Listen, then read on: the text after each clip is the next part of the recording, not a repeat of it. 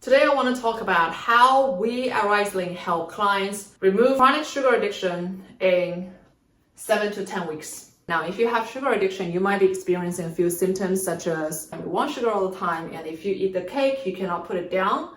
If you eat one chocolate, you're going to have the entire bag. If you force yourself to not eat what you want, you're going to keep thinking about it until you have it. And sugar occupies so much of your energy and time. So when it comes to fixing sugar addiction, the solution cannot be only one-fold. It's not a singular problem. It's actually a mixture of different issues at play here. So the solution has to be multidimensional. When clients come over here, the first thing we do is to fix their physical and sensory patterns that lead them to endlessly and mindlessly eat the sugar. One of the examples I want to make here is the taste buds. How your taste buds is responding to sugar right now. The example I can give you is when I first came to the United States when I was 19 years old. The first day I entered campus cafeteria with my roommate, and a bunch of us were having some ice cream cone. I took a bite of the ice cream and I wondered if it was normal ice cream. Well, I come from China. In China, we ate ice cream, but the level of sweetness of the ice cream I had in hand was unbelievable, and my throat could not swallow it, and my body was resisting it hard. But part of me was thinking, I have to blend in, I have to eat it. So I did it. For the entire week, my stomach, my digestive system were drenched in chaos. I ate ice cream almost daily afterwards, and for about over 1 month, I no longer felt anything was wrong. In other words, I adapted. My taste buds were retrained to tolerate a ridiculous level of sugar. I saw this pattern on a lot of people, my friends and even my parents when they first came to the States. I brought my parents to Olive Garden and I ordered some dessert for them, and none of them liked it. My mom had to spit it out at the first bite.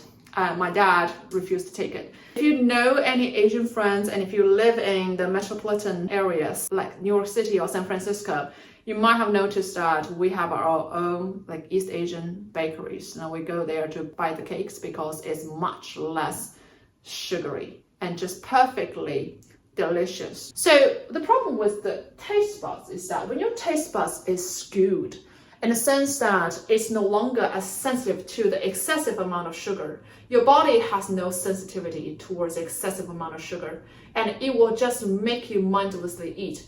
Versus when it's supposed to repel it, right? Call it out, I don't want it anymore, signalize it, and you would just stop without thinking about it. Just like when I first came to the States and tasted the first bite of ice cream. So that is the first thing we have to fix, our physical and sensory patterns when it comes to how you respond to sugar. Once the sensory pattern has been fixed, we come to addressing the wiring of the brain. Now, it sounds deep, but really this is about one thing.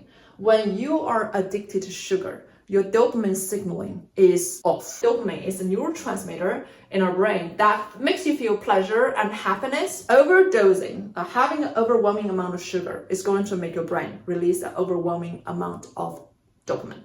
So what happens is that you have the dopamine receptors, which is responsible for releasing and transmission of dopamine.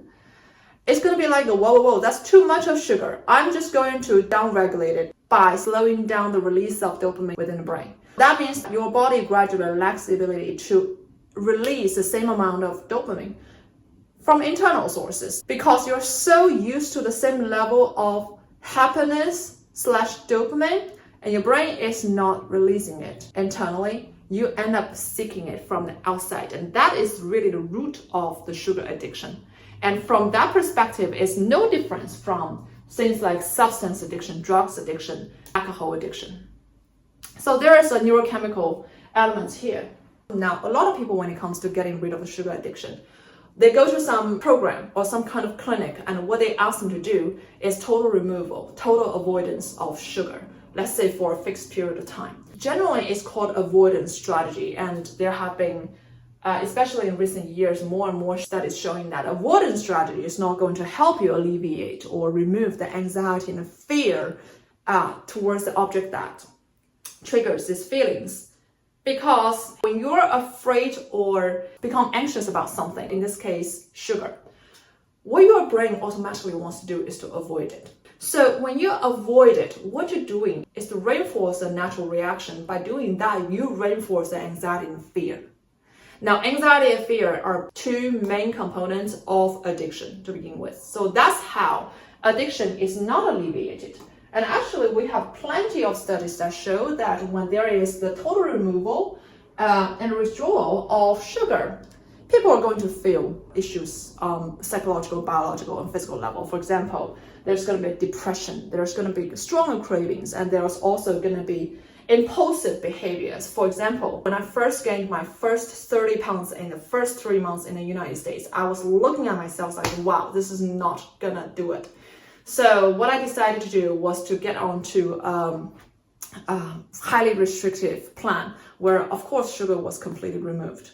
I did it for a few short months, and then I found myself in a severe binge eating disorder. I've never, like I said, I came from China. I've never learned calorie counting. I never learned dieting, and my weight was never in trouble. And then just 3 months of dieting, I was so deprived, and the total deprivation led me to the hysterical binge eating disorder. That's what a lot of my clients were experiencing as well before coming to me. So if avoidance strategy doesn't work, how do we do it? How do we solve it? Now, studies have shown this. When you're given sugar intermittently daily, you're going to develop this dopamine signaling issue, meaning that you're going to see consistent increasing dopamine released in the brain, exactly the issue that I just described earlier. But if you are given sugar occasionally together with other food, you don't see this problem. Eventually, sugar becomes not even interesting to you because the novelty decreases. So this is the experience that we help our clients experience, create a lean instant formula, because what we do is basically, it's called an exposure strategy. During the entire program, I never tell my clients they're not allowed to eat anything, because restriction by itself is anchor of overindulgence. So we don't use that, and it's not necessary. So what we do is that we have help our clients get strategically exposed to sugary things, to the cakes, to the chocolate.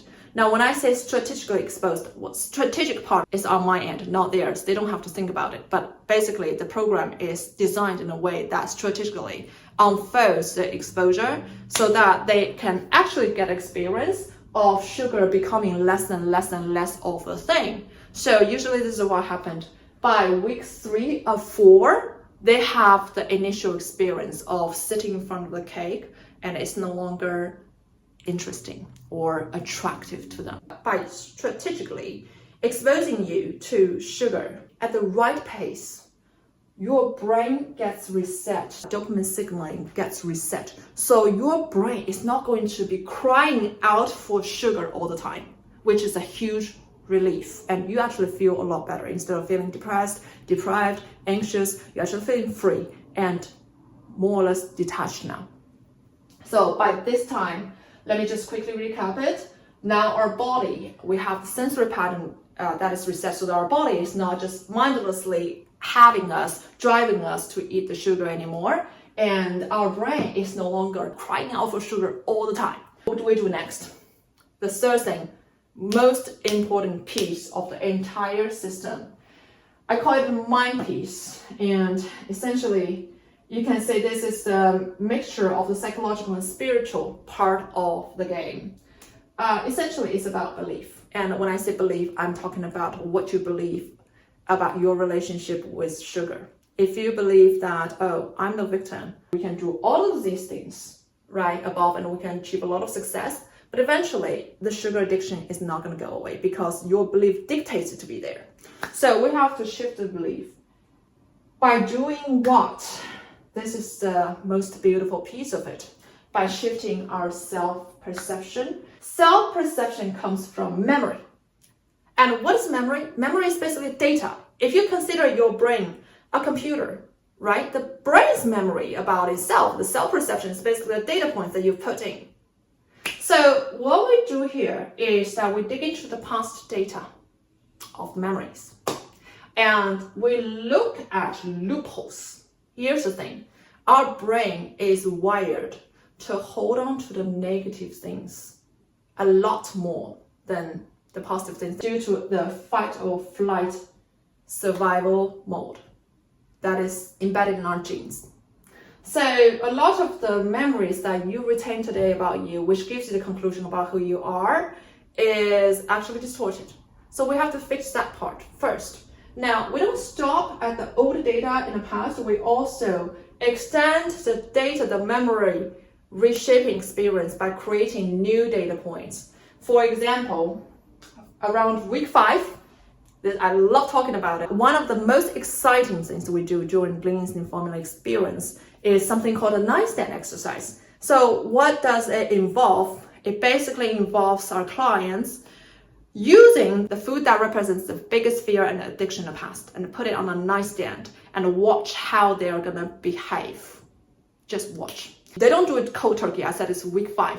And it's because by that time, they have already done the reset and rewiring needed on the physical, sensory, and the brain level to make them equipped with the ability needed to stay detached from the thing. So nightstand exercise is done daily so that when they are able to just experience total detachment and watch that and not triggered and not thinking about it and fall asleep, night and night again, you know what? They're creating memories. Today's now is tomorrow's yesterday and past.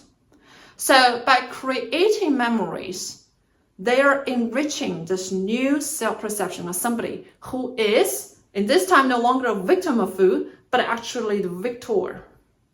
And actually somebody who has self-control and stay detached. Nightstand exercise is only one of the mechanisms we use, the tool we use to help people develop the new self-perception, new memory. There are many other things. For example, we'll strategically advise them to go to, let's say, the kind of restaurants that they used to dread a lot, or order the food, go to the bakery, which they had the most nervous feeling about. Again, we don't have them do cold turkey. We have them do it when they're ready. And it's all about collecting the data. And the more data you collect, the more freedom you're going to have, because now you have a very strong self-identity that is supporting the new direction. Here is one thing I need you to take away from the conversation, from the video today. If there's nothing else you take away, this is something I want you to take away. From the standpoint of neuroscience and psychology, we human beings are animals after consistency. Whenever there's the contradiction between our belief and the behaviors, this is what our brain does. It always bends over our behaviors to match our beliefs. It's only one way. The other way does not work. Our behaviors is bent to match the belief. What does that mean to you? In the past, if you tried something like, I want to set a good habit, or I'm going to get onto the regimen and create the kind of results, but you fundamentally believe that, oh, I'm a victim of food, I have no self-control, I have no power, I'm weak in front of this thing, guess what? Your brain is going to make you give up. It's going to make you go back to the old pattern. And a lot of you have been beating yourself up because you believe that's the lack of willpower. You call yourself weak because of this.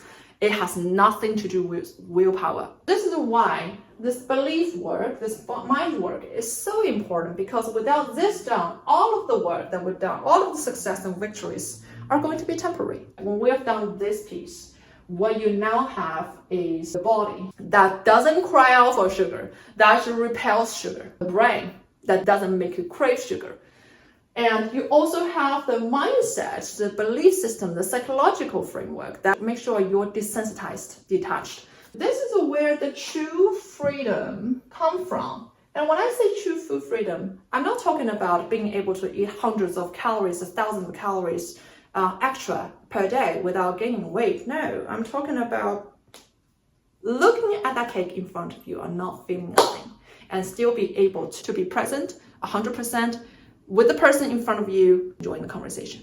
So that is the Riesling experience. When it comes to dealing with sugar addiction, Riesling does not only help people deal with sugar addiction, it basically helps people get rid of food addiction, stop overthinking food, and getting this food freedom in general while automating weight loss. So if you're at the point where you want a lifelong shift, an ultimate change, I welcome you to book a call with me at rising.com/apply.